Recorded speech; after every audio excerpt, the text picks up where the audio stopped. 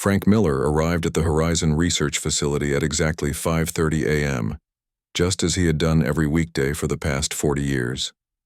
The early morning air was crisp, and the facility stood quiet against the backdrop of dawn.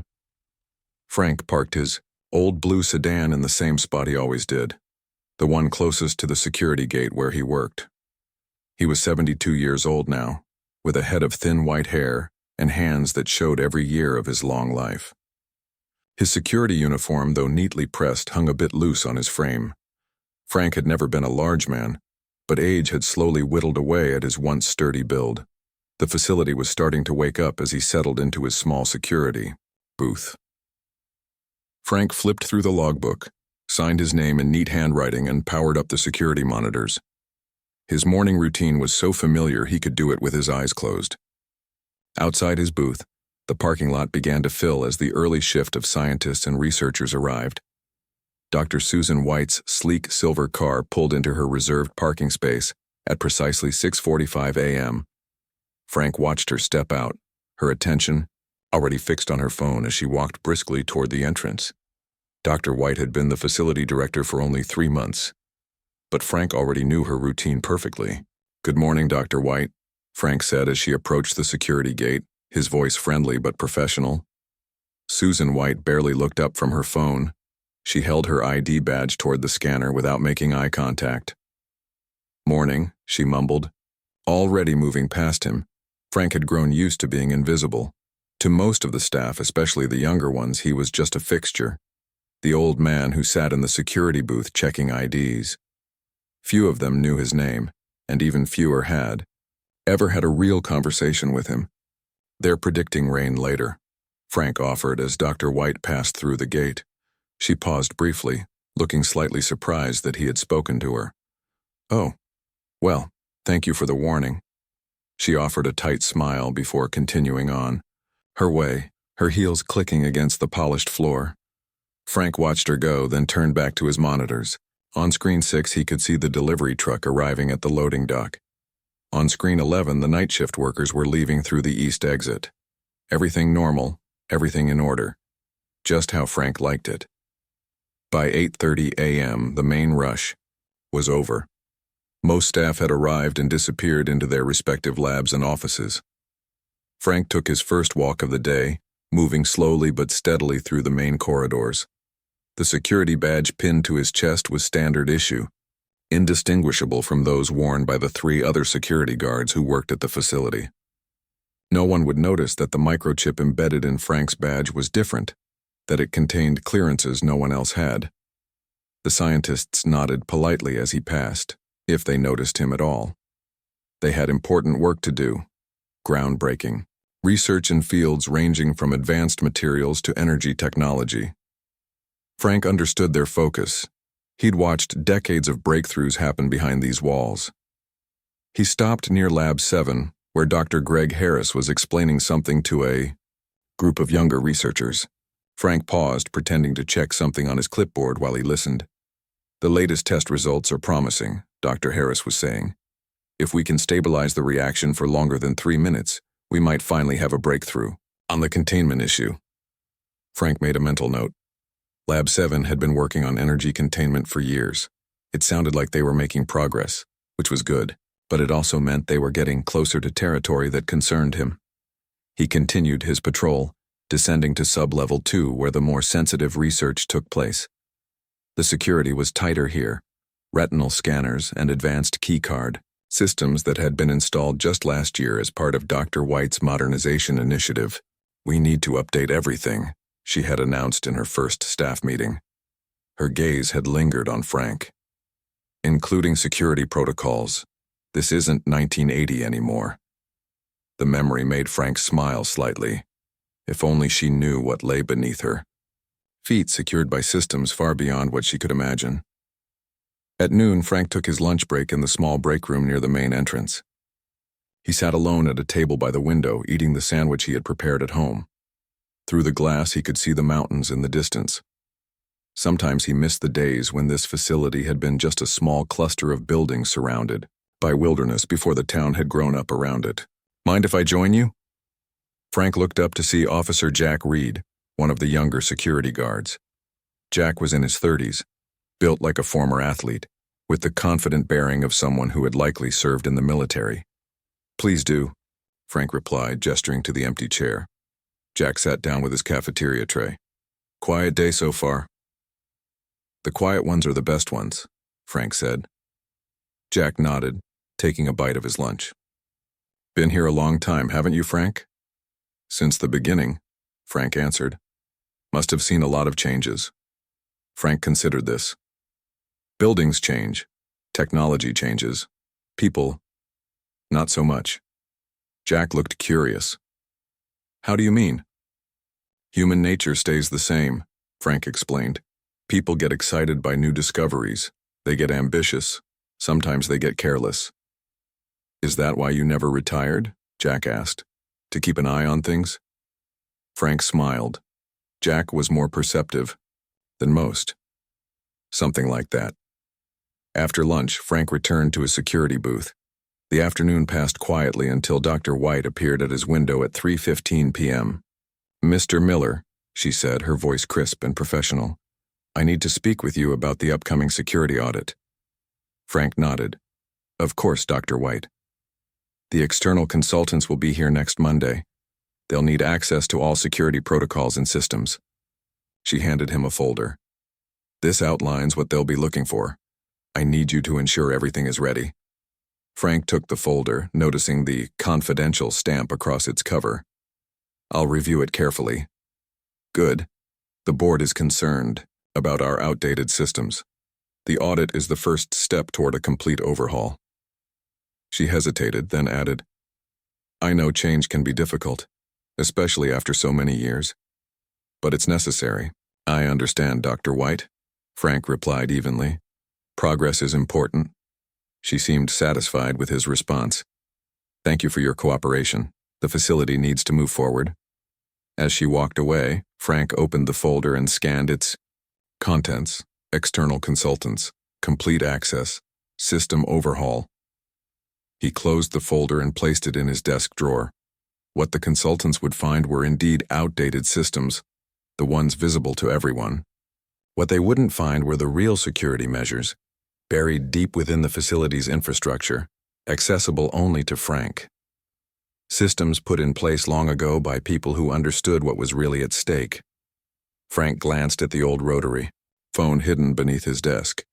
It hadn't rung in 15 years. He hoped it wouldn't ring now, but if it did, he was ready. The old man at the gate had more power than anyone knew. 5 days after Dr. White handed Frank the folder about the security audit, the first unusual thing happened. Frank was at his post early Monday morning when an unmarked black van pulled up to the facility gate. The driver rolled down his window and showed Frank an ID card that looked official: Department of Energy credentials. "We're here for the preliminary security assessment," the man said. His voice was flat and his face showed no expression. "Dr. White is expecting us." Frank studied the ID carefully. Something felt wrong. The security audit wasn't scheduled until next Monday, and Dr. White hadn't mentioned any preliminary assessment. "Minor, me just call this in?" Frank said politely, reaching for his phone. The man's expression hardened. "That won't be necessary. We're already cleared." He handed Frank a document with the Horizon Research Facility letterhead and Dr. White's signature, authorizing their entry. Frank nodded slowly. The signature looked genuine, but his 40 years of experience had taught him to trust his instincts. "I still need to follow protocol, sir. Just a quick call to confirm." The man in the van exchanged a quick glance with his passenger, then smiled tightly. "Of course, security first." Frank stepped back into his booth and called Dr. White's office. Her assistant answered and put him on hold. While waiting, Frank keyed in a special code on his computer that wasn't part of the official security system. It activated a deeper scan of the van and its occupants. Dr. White came on the line. "Yes, Mr. Miller?" "Ma'am, there are some Department of Energy officials here for a preliminary security assessment. They have paperwork with your signature." There was a brief pause. "I didn't authorize any preliminary assessment," Dr. White said, her voice sharpening. "The audit is next week." "Understood," Frank replied calmly. I'll handle it. He hung up the phone and looked at his monitor. The scan had completed, showing 4 people in the van, not 2. And beneath the floor of the van was a compartment containing what looked like weapons. Frank stepped back out to the van, his manner unchanged. Sorry for the delay, gentlemen. Everything seems to be in order. Could you pull over to the visitor parking area? I just need to print visitor badges for everyone. The driver hesitated, then nodded and drove to the indicated area. Once they were away from the main gate, Frank pressed a hidden button under his desk. Throughout the facility, silent alarms began to alert security personnel. Within seconds, the facility's real security team, not the visible guards like Jack Reed but the hidden team that worked beneath the surface, would be moving into position. Frank watched on his monitor as 2 of the men exited the van and walked toward his booth. He noticed how they moved, like soldiers alert and ready. These weren't Department of Energy officials. His phone rang. It was Jack Reed. Frank, what's going on? My screen is showing a code blue. Possible security breach at the main gate, Frank said calmly. 2 men approaching my position, 2 more in a black van. They have fake credentials and what look like weapons. I'm on my way, Jack said immediately. Should I call the police? Not yet, Frank replied. Let's handle this internally first. Frank opened his drawer and took out an old revolver. He hadn't fired it in years, but he kept it clean and loaded. He placed it out of sight under his desk just as the 2 men reached his window. Your visitor badges will be ready in just a moment, Frank told them with a friendly smile. Could I see your IDs again? I need to enter your information into the system. The men exchanged glances. The taller one handed his ID to Frank. William Jones, Department of Energy, Frank read aloud as he pretended to type the information. And, your colleague? The second man pulled out his ID. Robert Davis. Frank nodded and continued his act of entering their information while watching the security feed. He could see Jack and 2 other regular guards approaching from the main building. What the intruders couldn't see were the 4 members of the real security team who were now surrounding the van. Just a few more minutes, Frank said pleasantly. Our system is a bit slow. Old technology, you know. The first man was getting impatient. We don't have time for this. Dr. White is waiting for our report. Of course, Frank said. I understand completely. He pressed another hidden button, this one sending a direct alert to Dr. White's office, warning her to initiate lockdown procedures for the most sensitive areas of the facility. The door to the security booth opened, and Jack stepped in. Everything okay here, Frank? Just processing visitor badges for these gentlemen from the Department of Energy, Frank said calmly. Jack positioned himself casually but effectively, blocking the doorway. Welcome to Horizon. Mind if I see those credentials? 2? The 2 men stiffened. The taller one reached inside his jacket. I wouldn't, Frank said quietly, the revolver now visible in his hand beneath the desk. Your friends in the van are already surrounded. For a moment, nobody moved. Then the man slowly removed his hand from his jacket. Empty. Who are you really? Frank asked.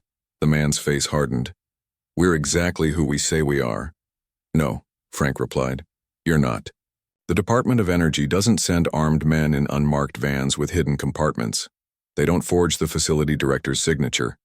And they certainly don't arrive a week before the scheduled audit without proper notice. Outside, the facility security team had ordered the other 2 men out of the van. They came out with their hands up. Dr. White arrived, flanked by 2 security guards. Her face showed anger and concern. What is the meaning of this? The man who had called himself William Jones turned to her. Dr. White, we have authorization to inspect this facility for national security concerns. Not from me, you don't, she replied sharply, and not with concealed weapons. Frank watched the exchange carefully. These weren't common thieves or corporate spies. They were too professional, too confident even now when they were caught. Something bigger was happening. The local police arrived 20 minutes later and took the 4 men into custody. As they were being led away, the leader looked back at Frank with an expression that sent a chill down the old guard's spine. This isn't over, the man said quietly, just for Frank to hear. He's coming, and the old protocols won't save you this time. After the police left, Dr. White asked Frank to come to her office. For the first time, she looked at him with real interest and respect. "How did you know they weren't legitimate?" she asked. Frank shrugged slightly. "Little things. The timing was wrong. The van didn't have the right markings. Their body language wasn't right for bureaucrats." Dr. White studied him. "You're more than just a security guard, aren't you, Mr. Miller?" Frank met her gaze steadily. "I'm exactly what I appear to be, Dr. White, just the old man at the gate doing his job." She clearly didn't believe him, but she nodded. "Well, whatever you are, you prevented what could have been a serious security breach today. Thank you." As Frank left her office, he knew that the day's events were just the beginning. The leader's parting words echoed in his mind. "He's coming." Frank hadn't heard those words in over 30 years, not since the last time the gateway had been threatened. He needed to prepare. The real danger wasn't the 4 men who had been arrested. The real danger was still out there, coming for what lay hidden beneath the Horizon Research Facility. 3 days after the incident with the fake Department of Energy officials, Frank sat alone in his small apartment. The television played quietly in the background, but he wasn't watching it. Instead, his attention was fixed on an old wooden box on his coffee table. He hadn't opened it in years. Frank took a deep breath and lifted the lid. Inside lay several items. A yellowed photograph of 5 men standing in front of the newly built Horizon Research Facility, dated 1982, a strange key that looked too advanced for its age, and a small notebook filled with handwritten codes and notes. He picked up the photograph. Frank recognized himself 40 years younger, standing beside 4 men in lab coats. They were the original founders of the facility, all gone now. He was the last one left who knew the truth about what lay beneath the facility. His phone rang, interrupting his thoughts. The caller ID showed a number he didn't recognize. "Hello?" Frank answered cautiously. "They weren't police," a man's voice said without introduction. "The men who tried to enter the facility. They were released an hour after being taken into custody." Frank sat up straighter. "Who is this?" "A friend," the voice replied. "Someone who knows what's at stake. Check your email." The line went dead. Frank got up and went to his laptop, an old model that still worked fine for his needs. Sure enough, there was a new email from an address he didn't recognize. The subject line read simply, "He's awake." Frank opened the email. It contained a single image, a satellite photo of a remote area in Alaska, with coordinates listed at the bottom. A location Frank knew all too well. "No," he whispered to the empty room. "It's too soon." The next morning, Frank arrived at the facility earlier than usual. He needed to access the secure terminal hidden in his security booth before anyone else arrived. As he drove toward the facility, he noticed a black SUV parked across the street. It hadn't been there yesterday. Once in his booth, Frank locked the door and pulled down the blinds. He reached beneath his desk and pressed a specific sequence on a hidden panel. A small section of the wall slid open, revealing an old computer terminal that wasn't connected to any of the facility's modern networks. Frank inserted the strange key from his wooden box into a slot beneath the terminal. The screen came to life, displaying a series of numbers and symbols that would make no sense to anyone else. He began typing, entering codes from memory. The screen changed, showing a diagram of the facility including the secret sublevel that didn't appear on any official blueprints. A red warning light was flashing at a specific section. "Containment field status?" Frank typed. The response appeared immediately. "Containment stable, 97% integrity." That wasn't good. The field should be at 100%. Something was weakening it. Frank continued typing. "Last authorization entry?" The response sent a chill through him. "Director access, 02.14 today." Someone had used director-level access codes in the middle of the night, but Dr. White would have no knowledge of this system. Nobody currently employed at the facility should know about it. Frank quickly shut down the terminal and closed the hidden panel. He needed to find out who had accessed the system, and he needed to check the gateway itself. At 7:30 a.m., Dr. White arrived. She looked tired, with dark circles under her eyes. "Good morning, Mr. Miller," she said, pausing at his booth instead of hurrying past as usual. "Good morning, Dr. White," Frank replied, studying her carefully. "You're here early today," she nodded.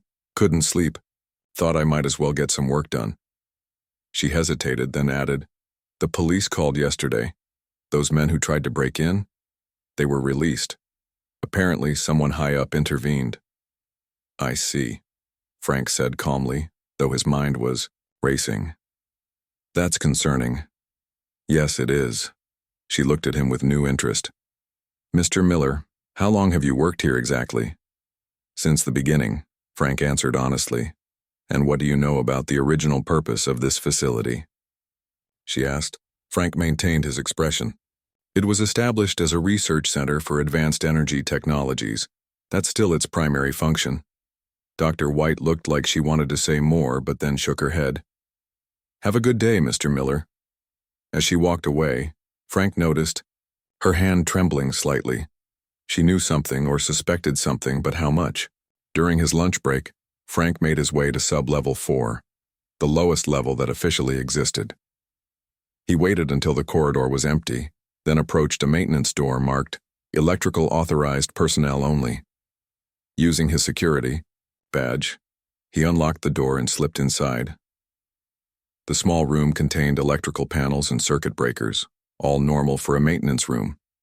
Frank moved to the back wall and pressed his palm against a section that looked identical to the rest. A hidden scanner read his handprint, and a portion of the floor slid open, revealing a narrow staircase descending into darkness. Frank took a small flashlight from his pocket and began to descend. These stairs led to sub-level 5, the secret heart of the facility. As he reached the bottom, motion sensors detected his presence and dim lights flickered on, revealing a long corridor that ended at a massive circular door. The corridor was dusty. No one had been here in years. At least no one should have been. But as Frank approached the door, he noticed fresh footprints in the dust. Someone had been here recently. The circular door resembled a bank vault, but was made of materials far more advanced than steel.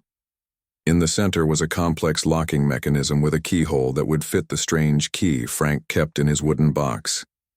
But Frank didn't need to use his key. The door was already unlocked. With a feeling of dread, Frank pushed the heavy door open. Beyond lay a vast chamber filled with equipment that looked both old and futuristic at the same time. Banks of computers from the 1980s stood alongside devices that seemed decades ahead of current technology. And at the center of the chamber stood the gateway, a massive arch of metal and pulsing energy. It should have been dormant, powered down, to minimal levels. Instead, it was active, the space within the arch shimmering with a faint blue light. Someone had turned it on. Frank hurried to the main control panel. The activation log showed that the system had been accessed 6 hours ago. The user had entered the correct codes and protocols, codes that only 5 people had ever known, and Frank was supposed to be the only one still alive. As he worked to safely power down the gateway, Frank heard a noise behind him. He turned to see Dr. White standing in the doorway, her eyes wide with shock as she stared at the gateway. "What is this place?" she whispered. "What is that thing?" Frank stood up slowly. "How did you get down here, Dr. White?" She held up a key, identical to the one in Frank's wooden box. "I found this in my predecessor's personal safe, along with some very disturbing notes." Her voice hardened. "I think you owe me an explanation, Mr. Miller. What exactly have I been directing? A research facility or something else entirely?" Frank looked from Dr. White to the gateway and back again. After 40 years of secrecy, the time for truth had come. "Both," he answered simply. "It's always been both." Frank gestured for Dr. White to enter the chamber fully. She stepped inside, her eyes never leaving the glowing gateway. "This facility was built around this," Frank explained, pointing to the gateway. "Everything else, all the research, all the laboratories they came after, they were the cover." Dr. White approached the control panel cautiously. "What is it?" "We called it the gateway," Frank said. It was discovered in 1982, buried deep underground. The government built this facility to study it. Dr. White looked skeptical. Are you saying this is alien technology? Frank shook his head. Not alien, human, but not from our time. He walked over to the gateway and pointed to small symbols etched into its frame. These are dates. This gateway was built by humans, but humans from at least 200 years in the future. Dr. White stared at him. That's impossible. I know how it sounds, Frank admitted, but we found evidence that couldn't be explained any other way. The materials used to build it don't exist yet. The power source uses principles our best scientists still don't understand. Frank turned back to the control panel and continued, powering down the gateway. The blue light within the arch began to fade. Why are you shutting it down? Dr. White asked. Because someone activated it without authorization, Frank replied. And that's dangerous. Dangerous how? Dr. White moved, closer to examine the controls. Frank looked at her directly. The gateway was sent back in time as a warning, and as a door that needs to stay closed. He gestured to a row of monitors on the wall. In the future, something happens. Something that nearly destroys humanity. The gateway was sent back to warn us, but also as an escape route for certain individuals from that future to come here. Dr. White frowned. If they sent it back to warn us, wouldn't they want us to use it, to communicate with them? That was our first thought too, Frank said. The original team, the 5 founders of this facility. They established contact through the gateway. They spoke with the people who sent it. Frank's expression darkened. But they realized something was wrong. The information being sent back wasn't consistent. And then one of the founders, Dr. Lewis, went through the gateway. What happened to him? Dr. White asked. He came back changed, Frank said simply. He tried to kill the others. He said he was coming and needed to be welcomed. Frank pointed to a sealed door at the far end of the chamber. We had to lock him in there. He's still alive, over 40. Years later, not aging, just waiting. That's when we realized the truth.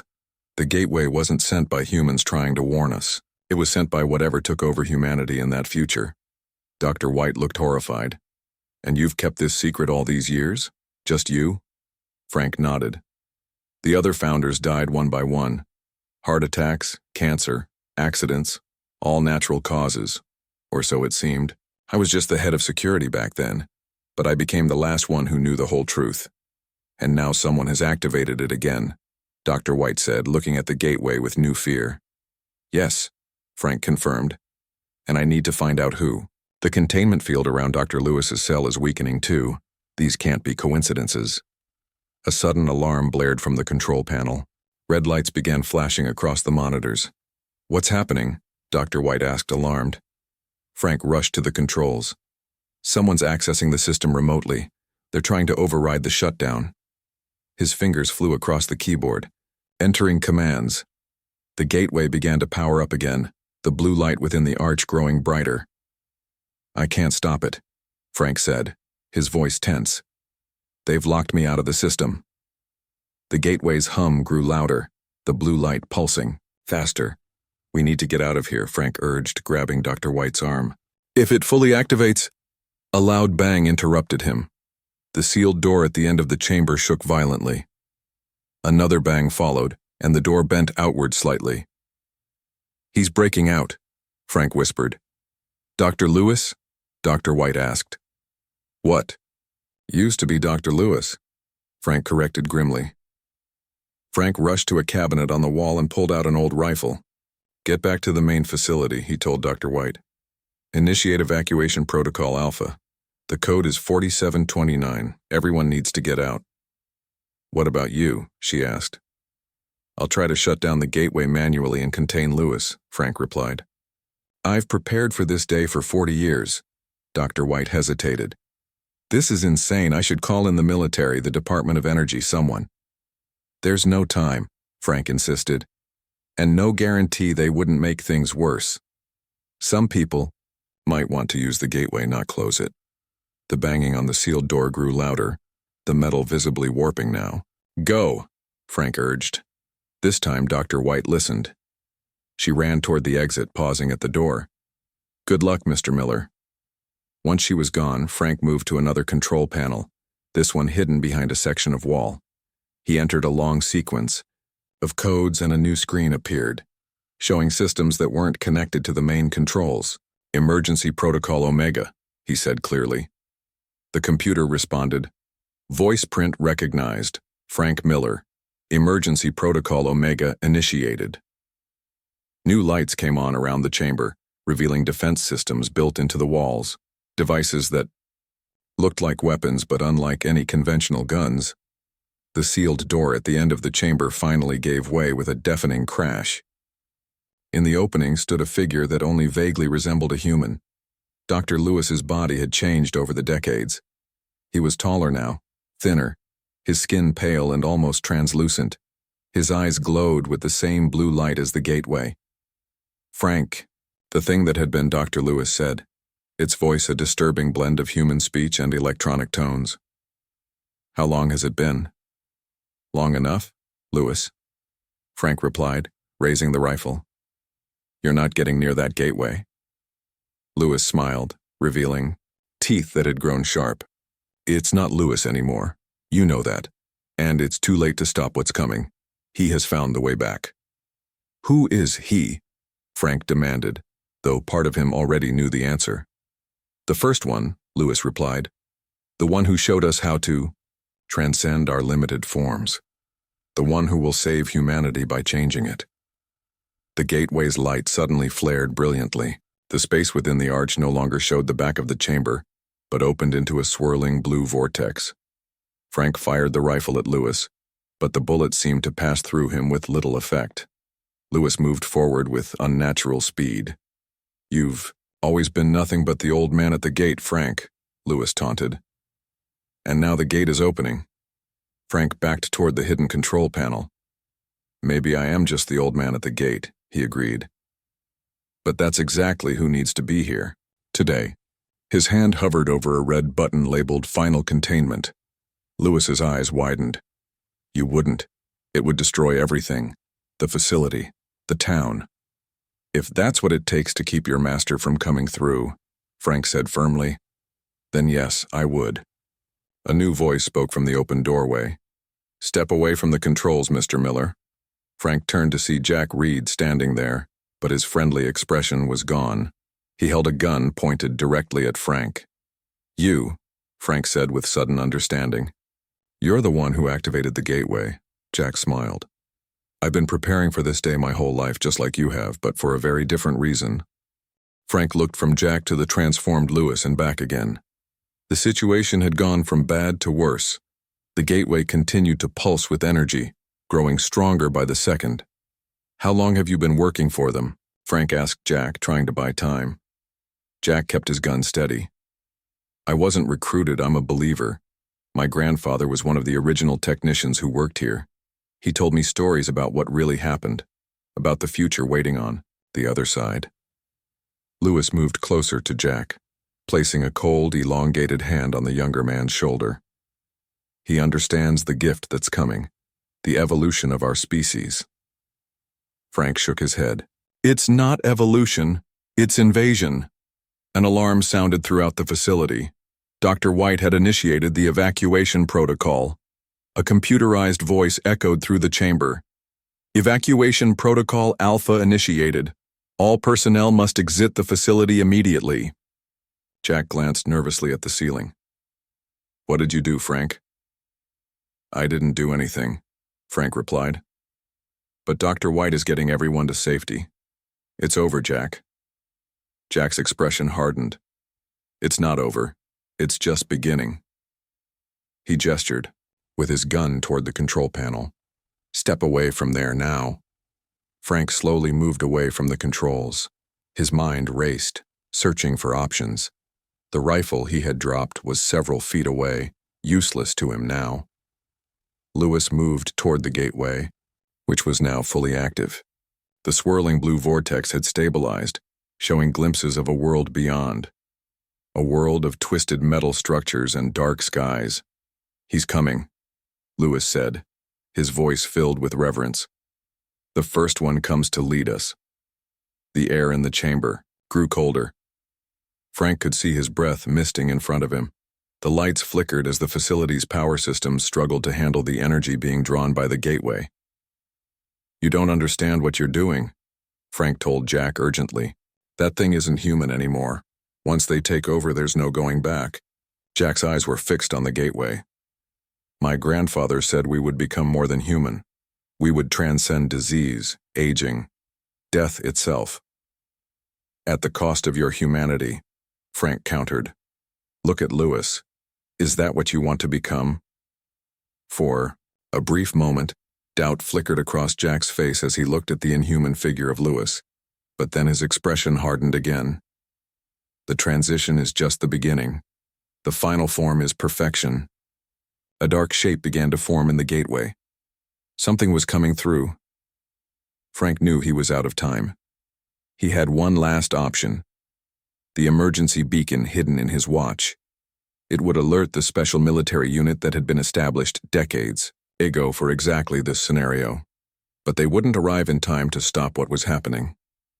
Frank made his decision. He lunged toward Jack, faster than the younger man expected from someone his age. Frank grabbed Jack's gun arm and forced it upward. The gun fired, the bullet hitting the ceiling. Lewis moved with inhuman speed, grabbing Frank and throwing him across the room. Frank crashed into a bank of equipment, pain shooting through his old body. "You can't stop this, Frank," Lewis said, advancing toward him. "You're just one old man." Frank struggled to his feet, blood trickling from a cut on his forehead. "Maybe, but I'm the old man at the gate, and that's exactly who I need to be right now." He pressed a hidden button on his watch. A red light blinked 3 times, confirming the emergency signal had been sent. The shape in the gateway grew more defined.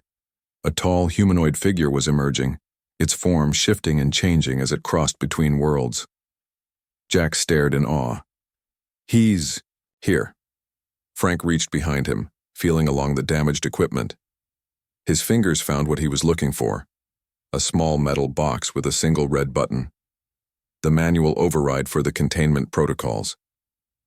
Lewis seemed to sense what Frank was doing.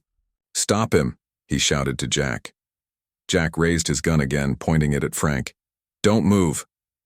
"Jack," Frank said calmly, "you're a security officer. Your job is to protect this facility and everyone in it. Is that what you're doing right now?" Uncertainty crossed Jack's face again. The figure in the gateway was almost through now. Frank could see it clearly, a being that resembled a human in basic shape only. Its skin shifted like mercury, and where its face should be was a smooth, featureless surface that suddenly sprouted eyes. Dozens of eyes blinking in unison. "What is that?" Jack whispered, his voice filled with new fear.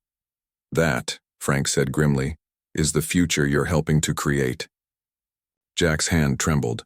The gun wavered. The moment of doubt was all Frank needed. He pressed the red button. Immediately, new alarms blared. A steel security door began to lower over the entrance to the chamber. "Containment protocol initiated," announced the computerized voice. "Chamber sealing in 10 seconds. Lewis screamed in rage, a sound no human throat could make. He rushed toward Frank with murderous intent. Jack made his choice.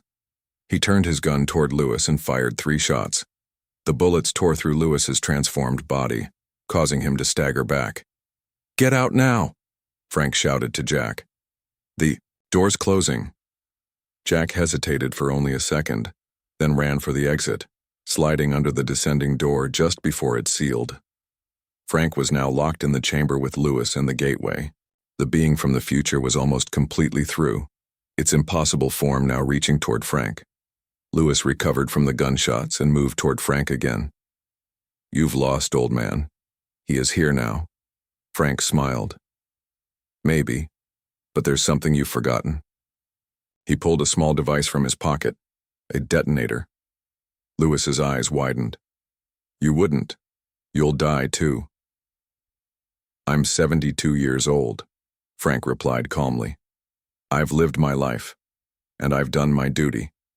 The being from the future fully emerged from the gateway. It towered over Frank, its shifting form radiating cold and wrongness. Frank looked up at it without fear. "Welcome to Earth," he said. Sorry about the short visit. He pressed the detonator. The charges planted around the chamber decades ago as the absolute last resort detonated simultaneously. The explosion ripped through the chamber, destroying the gateway and everything near it. Above ground, the Horizon research facility shook with the force of the underground explosion. Dr. White, who had successfully evacuated the personnel, watched as a section of the facility collapsed inward. Jack stood beside her, his face pale. "He did it," Jack whispered. "The old man actually did it." Dr. White looked at him. "Did what?" "Saved us all," Jack replied. "Frank Miller, the old man at the gate." 3 days later, as emergency crews still worked to clear the rubble, Dr. White found herself in her office with 2 stern-faced military officers. "We understand there was a security breach," said the older officer, a General Ellis. "Yes," Dr. White replied carefully. "But our head of security handled it. Frank Miller," the general said, nodding. "We know about him. He was part of a special program. His final message reached us, but we were too late to assist." Dr. White looked surprised. "You knew about the gateway?" "Some things are kept secret, even from facility directors," General Ellis replied. "Miller was our last active guardian. He was stationed here for one purpose only, to guard the gate," Dr. White finished. The general nodded. "For 40 years he was ridiculed as just the old man at the gate, but in the end that's exactly who needed to be there." Jack, who had been silent until now, spoke up. He said 5 words right before he pressed the detonator. 5 words that made me freeze. "What were they?" Dr. White asked. Jack swallowed hard. He said, "I am the last guardian." Outside the window, cleanup crews continued their work, unaware of how close humanity had come to a different future.